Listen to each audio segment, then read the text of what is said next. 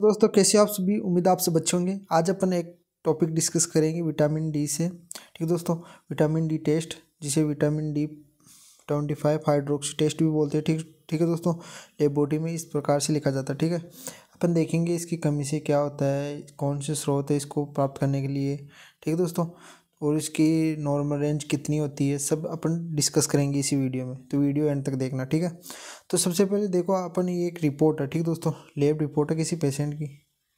ठीक है, तो अपन अब इसकी रिपोर्ट में देखते हैं कि इसको विटामिन डी 12 जब टेस्ट करवाया गया। ठीक दोस्तों, इसमें देखो सैंपल लेते हैं अपन, सीरम से होता है। ठीक दोस्तों, इसमें प्लेन वायल में अपन सैंपल लेते हैं। ठीक है,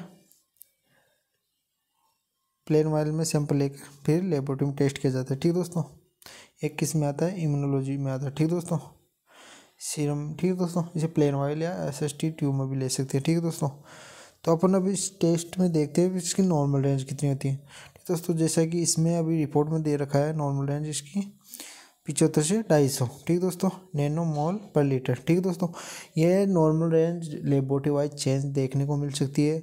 आपको कुछ बुक रेफरेंस में भी आपको इसका कुछ डिफरेंट मिलेगा। ठीक दोस्तों, बाकी नॉर्मल रेंज इतनी ही होती है लगभग। ठीक दोस्तों, तो अब देखते हैं अपन, जब किसी पेशेंट के, ठीक है दोस्तों, जब इनका विटामिन डी टेस्ट करवाया गया तो इनका रिजल्ट क्या आया। ठीक दोस्तों, 64.96। ठीक दोस्तों, कितना, 64.96। ठीक दोस्तों, जो कि लो है। ठीक दोस्तों, जब अपन देखते हैं ये कम होने पर क्या होता है, ज़्यादा होने पर क्या होता है। ठीक दोस्तों, तो अब इसकी देखते हैं लेवल। ठीक है, जब इसकी डिफिशियंसी 50 से कम हो तो इस क्या होता है, इस कंडीशन में high risk for developing bone disease. ठीक दोस्तों, जो बोन डिजीज होती है वो बहुत ज़्यादा मात्रा में इसमें होने के चांस हो जाते हैं। ठीक है दोस्तों, 50 से कम आती है। ठीक है, जब इनसफिशिएंट, जब 50 से और 74 के बीच में होगा तो इस कंडीशन में क्या होगा, जो विटामिन डी कंसंट्रेशन विच नॉर्मलाइज पैराथायरॉयड हार्मोन कंसंट्रेशन। ठीक दोस्तों, यह भी किस कंडीशन में आएगा, इनसफिशिएंट, यह पर्याप्त नहीं है। ठीक है, अब जब आपने देखा कि नॉर्मल एज कितनी है इसकी, 75 से 250। ठीक दोस्तों, तो ये कितना होता है, नॉर्मल होता है। Optimum concentration for maximum health benefits. ठीक दोस्तों, ये क्या होता है, अपनी हेल्थ के लिए बेनिफिशियल होता है। ठीक दोस्तों, ये रेंज। ठीक दोस्तों, बाकी इससे कम ऊपर होने पर आपको पता है कोई भी चीज़ सामान्य से ऊपर या कम होगी तो वो नुकसानदायक होती है। ठीक दोस्तों, और डिजीज़ उत्पन्न करती है या अपने लिए हेल्थ नहीं होती। ठीक दोस्तों, अब देखते हैं जब 250 से ऊपर चला जाएगा तो उसमें क्या होगा, high risk for toxic effect. ठीक दोस्तों, जब इंक्रीज होगा तो उसमें क्या होगा, टॉक्सिक इफेक्ट्स होने की ज़्यादा चांस होंगे। ठीक दोस्तों, अब अपन देखते हैं अपन क्यों करते हैं जो use of vitamin D test. Vitamin D test क्यों करते हैं, तो सामान्य सी बात है, अपन इसकी दर का पता लगाने के लिए। ठीक दोस्तों, विटामिन डी कितना है अपने शरीर में। ठीक दोस्तों, तो किस लिए करते हैं, vitamin D deficiency to monitor treatment of vitamin D deficiency. ठीक दोस्तों, अपन विटामिन डी की डिफिशियंसी का पता लगाने के लिए करते हैं। ठीक दोस्तों,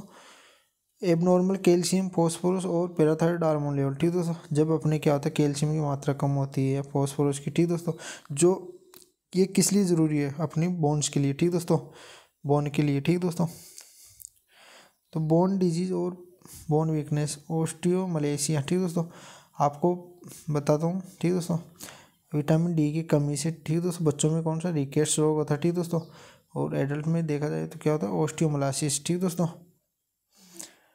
कौन सा होता है, ओस्टियोमलेशिया। ठीक दोस्तों, या ओस्टियोफोरेसिस। ठीक दोस्तों, रिकेट्स बच्चों में होता है। ठीक दोस्तों, तो ये चीज़ ध्यान रखना, दो इंपॉर्टेंट है कि विटामिन डी की कमी से होने वाला रोग है। ठीक दोस्तों, ओस्टियोमलेशियस। ठीक दोस्तों, कंपटीशन एग्जाम के लिए भी बहुत इंपॉर्टेंट है, बाकी अपने नॉलेज के लिए भी अपन को पता होना चाहिए।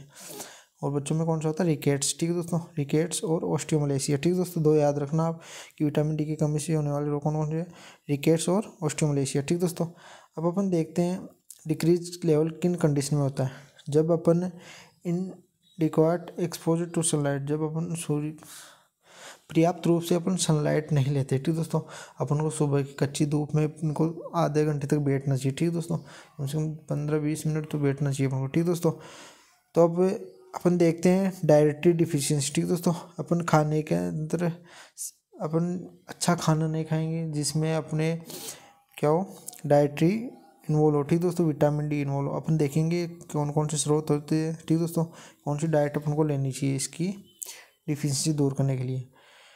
विटामिन डी माइल एब्जॉर्प्शन, ठीक दोस्तों, विटामिन डी का अपनी बॉडी के अंदर क्या होता है, एब्जॉर्प्शन नहीं होता जब अपन डाइट लेते हैं उसके अंदर, ठीक दोस्तों, पर्याप्त रूप से। सेवर हेपेटोसेलुलर डिजीज, ठीक दोस्तों, गंभीर रूप से क्या होती है, हेपेटोसेलुलर डिजीज, ठीक तो हेपेटोसेलुलर अपने लीवर के अंदर, ठीक दोस्तों।